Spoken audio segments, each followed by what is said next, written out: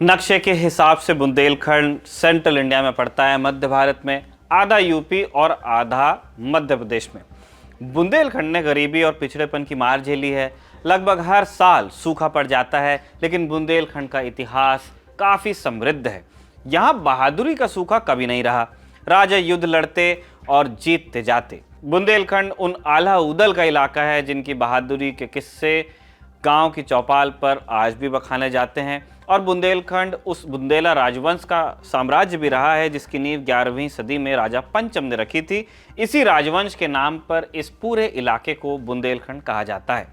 आज के हिसाब से बात करें तो झांसी, पन्ना, छतरपुर, दमोह, सागर, दतिया, चंदेरी, ललितपुर, बांदा, हमीरपुर, जालौन, महोबा, चित्रकूट, टीकमगढ़, रीवा, ये जो पूरा बेल्ट है इसे माना जाता है बुंदेलखंड।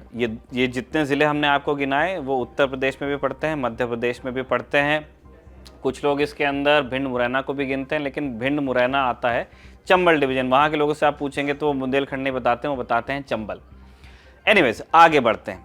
बुंदेला राजवंश के लिए स्वर्णिम युग कहा गया राजा छत्रसाल के शासन को।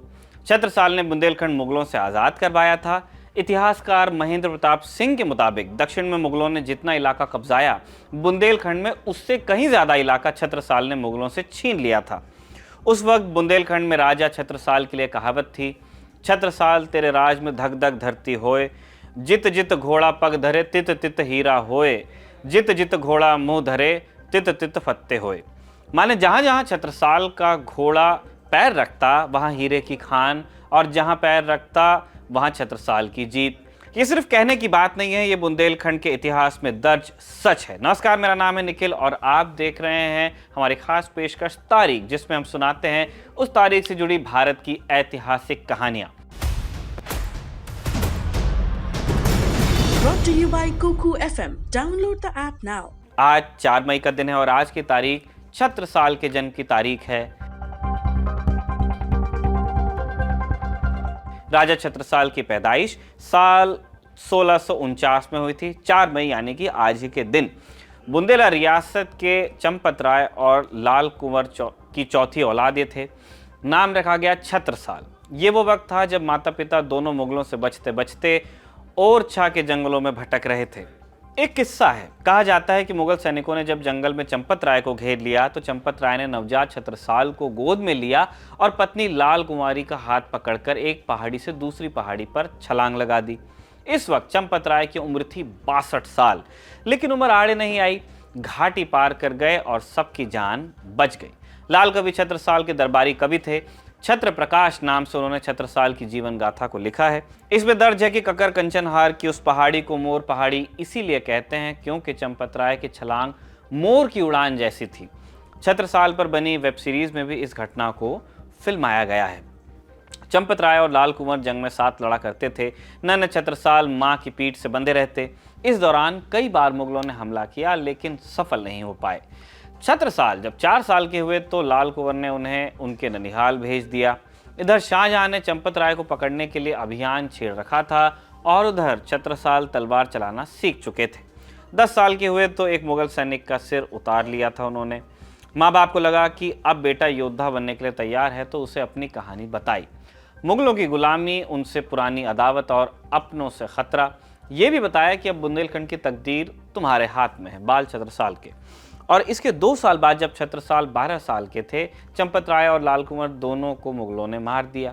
साजिश रची थी ओरछा की रानी हीरा देवी ने। हीरा देवी के समर्थक सुजान सिंह और दतिया के राव शुभाकरण ने मुगलों की मदद की। इस वक्त चंपत राय की तबीयत बेहद खराब हो गई। पति पत्नी दोनों को मुरान गांव के पास घेर लिया गया। लाल कुंवर बहादुरी से लड़ी और मारी गई, और सहारा रियासत के लोकपाल सिंह धदेरा ने दोनों के शरीर से सिर काटकर तोहफे में औरंगजेब को दिए। इनाम भी मिला। तारीख थी 7 नवंबर 1661। इस वक्त 12 साल से कुछ ज्यादा उम्र के छत्रसाल थे। छत्रसाल की बाकी दोनों भाइयों की कोई खास इच्छा नहीं थी, न माँ बाप की हत्या के बदले की और न बुंदेलखंड की आज़ादी का उनका सपना पूरा करने की। लेकिन सबसे छोटे छत्रसाल के अंदर बदले की आग जल रही थी। बुंदेलखंड का सपना पल रहा था। दतिया, ओरछा और चंदेरी के राजा और राव वगैरह छत्रसाल के पिता के दुश्मन थे। अब छत्रसाल के हो गए। धंधेरा वंश के लोग उनके रिश्तेदार थे, लेकिन उनसे भी मुखालफत पक्की थी। बहन मानकुमारी ने भी औरंगजेब के डर से अपने घर के दरवाजे छत्रसाल के लिए बंद कर लिए थे और छत्रसाल के पिता के पारिवारिक पुजारी भानु पंडित ने भी कोई शरण देने से मना कर दिया था। ऐसे वक्त में छत्रसाल का साथ 3-4 लोगों ने दिया। एक थी पास के गांव नूना में रहने वाले एक कुम्हार की लड़की सुहासिनी।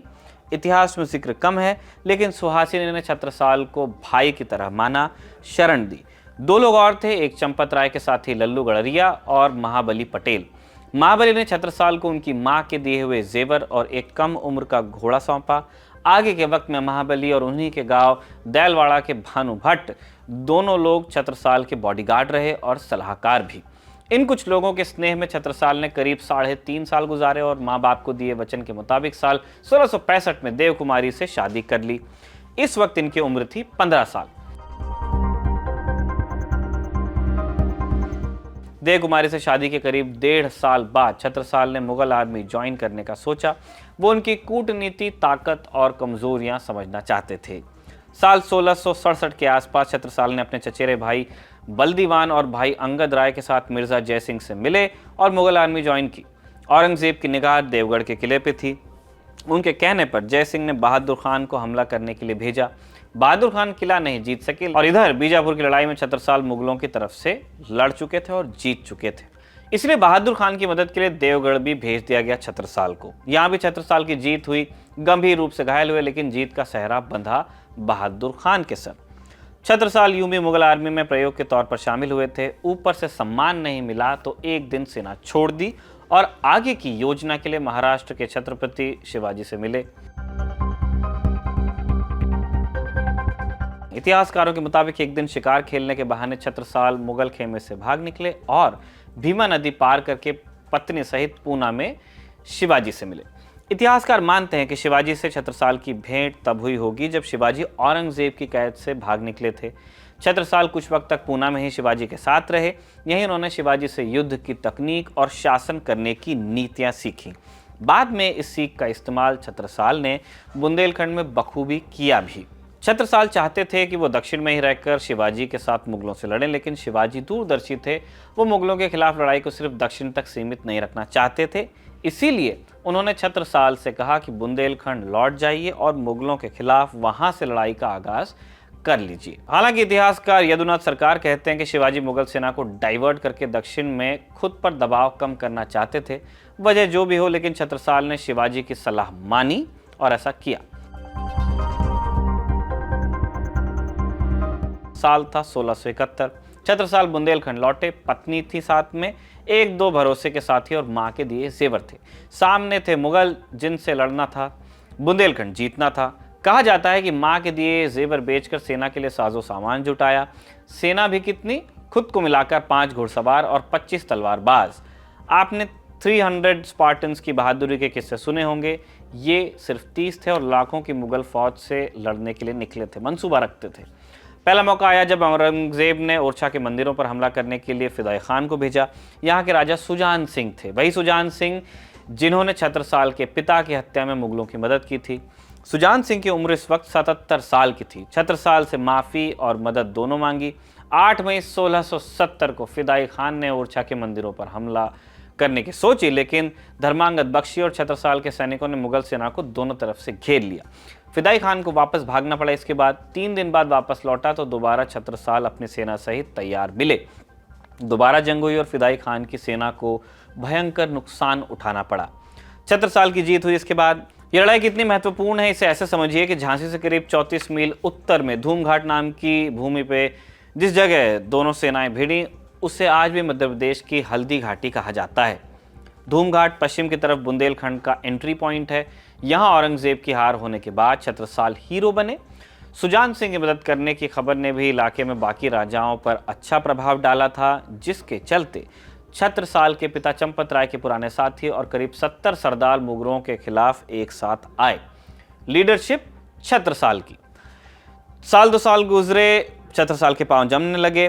मऊ के आसपास के इलाकों पर उनका कब्जा होने लगा। महोबा और मऊ को छत्रसाल ने अपनी सैनिक छावनी में तब्दील कर दिया था। सेना अब मजबूत थी और मुगल खेमे के लिए छत्रसाल फिक्र का सबब बनने लगे थे। इस दौरान का एक किस्सा बड़ा चर्चित है। बांसा के जागीरदार केशव राय दांगी अपनी बहादुरी के लिए जाने जाते थे। उन्होंने छत्रसाल को 1-on-1 फाइट के लिए ललकार लगा दी। लोगों ने मना किया, लेकिन छत्रसाल कहाँ मानने वाले थे। भिड़ गए और बर्छी के हमले से केशव राय को धराशायी कर दिया। केशव राय तो हार गए, लेकिन छत्रसाल ने उनकी जागीर बेटे विक्रमजीत को वापस कर दी। इसके बाद एक के बाद एक छत्रसाल जीतते गए। दक्षिण में रायसेन, उत्तर में कालपी और महोबा तक के इलाके, पश्चिम में सिरोंज और ग्वालियर और पूर्व में बघेलखंड तक छत्रसाल का इलाका इसके बाद हो गया। कलिंजर के किले पर कब्जा करने के बाद छत्रसाल वापस मऊ लौटते हैं। छत्रसाल के गुरु स्वामी प्राणनाथ नाम के एक संत थे। पहली बार भेंट पर उन्होंने साम्राज्य विस्तार की प्रेरणा दी थी उन्हें, ऐसा कहा जाता है। उन्हीं के कहने पर छत्रसाल ने पन्ना को अपनी राजधानी बनाया था। करीब 25,000 सैनिक यहाँ तक उनके पास हो गए थे। खुद स्वामी प्राणनाथ कभी कभी छावनी जाया करते और सैनिकों का हौसला भी बढ़ाते। प्राणनाथ के बताए मुताबिक छत्रसाल ने विजयी अभियान जारी रखा। पूर्वी बुंदेलखंड अब तक छत्रसाल के कब्जे में आ चुका था। मुगल भी छत्रसाल से हार मान गए थे। मुगलों ने वक्त वक्त पर अपने कई कमांडर भेजे, रोहिल्ला खान, कलिक, मुनव्वर खान, सदरुद्दीन शेख अनवर, सैयद लतीफ़, बहलोल खान और अब्दुस अहमद वगैरह, लेकिन कोई भी छत्रसाल को हरा नहीं पाया डिसाइसिवली। साल 1707 में छत्रसाल ने औरंगजेब के साथ संधि कर ली। बदले में औरंगजेब ने छत्रसाल को राजा की उपाधि और 4000 मनसब की पदवी भी दी। इसी साल औरंगजेब की मौत हुई और उसके बाद के मुगल शासकों से भी छत्रसाल के संबंध साल 1723 तक ठीक ठाक चले, लेकिन साल 1727 में इलाहाबाद के मुगल सूबेदार मोहम्मद खान बंगश ने बुंदेलखंड पर हमला कर दिया। ये लड़ाई 2 साल चली। शुरू में बंगश ने छत्रसाल का बड़ा नुकसान किया। हालांकि अब शिवाजी जीवित नहीं थे और मराठा नेतृत्व पेशवा बाजीराव के हाथों में था। ऐसे में छत्रसाल ने बाजीराव से मदद मांगी। पिता बेटे जैसे संबंध थे दोनों के बीच। छत्रसाल ने बाजीराव को भेजे पत्र में लिखा कि क्या आपको पता है बाजीराव, मैं अभी ठीक उसी स्थिति में हूँ जिसमें वो हाथी था जब मगरमच्छ ने उसके पैर अपने जबड़े में पकड़ लिए थे। मेरा वंश खत्म होने की ओर है, आइए मेरी प्रतिष्ठा बचा लीजिए। इस वक्त छत्रसाल की उम्र 77 साल की हो चली थी, लेकिन जब बाजीराव युद्ध में शामिल हो गए तो बंगश के पांव उखड़ गए, उन्हें आत्मसमर्पण करना पड़ा। बाजीराव की मदद से छत्रसाल इतना खुश हुए कि राज्य का 3रा हिस्सा देने का वादा कर दिया। इसके बाद छत्रसाल करीब 4 साल जिए और 81 की उम्र में 4 दिसंबर 1731 को उनका निधन हो गया। छत्रसाल ने अपने 60 साल के योद्धा जीवन में औरंगजेब की भेजी सेनाओं से 52 युद्ध लड़े और जीत हासिल की। उनके बारे में बुंदेलखंड में कहा जाता था, इत जमुना उत नर्मदा इत चंबल उत टोंस, छत्रसाल सो लड़न की रही न काहू हौस। तो ये थी राजा छत्रसाल की कहानी। आप देख रहे थे तारीख और मैं हूं निखिल। तारीख इस एपिसोड को लिखा था हमारे साथी शिवेंद्र गौरव ने और कैमरे पर इसे रिकॉर्ड किया था हमारे दोस्त जतिन ने। देखते रहिए दी ललन टॉप।